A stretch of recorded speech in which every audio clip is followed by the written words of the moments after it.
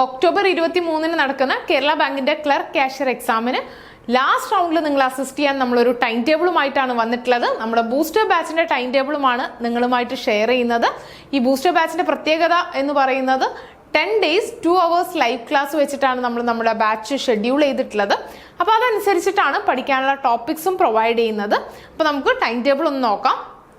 First ഡേയിൽ കോർപ്പറേഷൻ്റെ പാർട്ടിന് corporation and other economic system, commercial banking, hardware, ഈ ഏരിയാസ് തന്നെയായിരിക്കും അന്നത്തെ ദിവസം ലൈവ് ക്ലാസ്സിൽ 2 hours വെച്ചിട്ട് നമ്മൾ ഡിസ്കസ് ചെയ്യാം.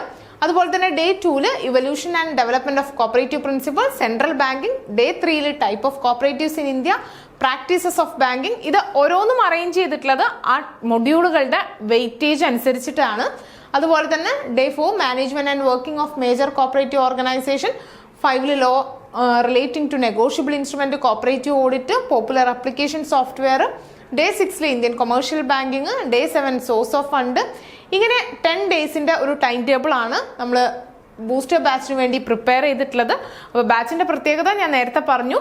2 hours ലൈവ് ക്ലാസ്സസ് 10 days വെച്ചിട്ട് 10 days 2 hours ലൈവ് ക്ലാസ്സസ് ആണ് നമ്മൾ പ്രൊവൈഡ് ചെയ്യുന്നത്. സ്റ്റേറ്റ്മെന്റ് ചോദ്യങ്ങളൊക്കെ ഉൾപ്പെടുത്തിയിട്ടുള്ള ക്വസ്റ്റ്യൻ ഡിസ്കഷനും നമ്മൾ പ്രൊവൈഡ് ചെയ്യുന്നുണ്ട്. അതുപോലെ തന്നെ നമ്മളുടെ 4 മോഡൽ എക്സാംസും നമുക്ക് ഈ ഒരു സ്റ്റുഡൻസിന് അവൈലബിൾ ആണ്. അപ്പോൾ കോഴ്സിൽ ജോയിൻ ചെയ്യാൻ താല്പര്യമുള്ള ഒരു ബോട്ട് നമ്പറിൽ കോൺടാക്ട് ചെയ്യുക. ഈ ഒരു ടൈം ടേബിൾ വെച്ചിട്ട് വളരെ എഫക്റ്റീവായിട്ട് കുറച്ച് ദിവസം കൊണ്ട് നമുക്ക് കേരള ബാങ്കിന്റെ ക്ലർക്ക് കാഷ്യർ എക്സാം ക്രാക്ക് ചെയ്യാൻ പറ്റും.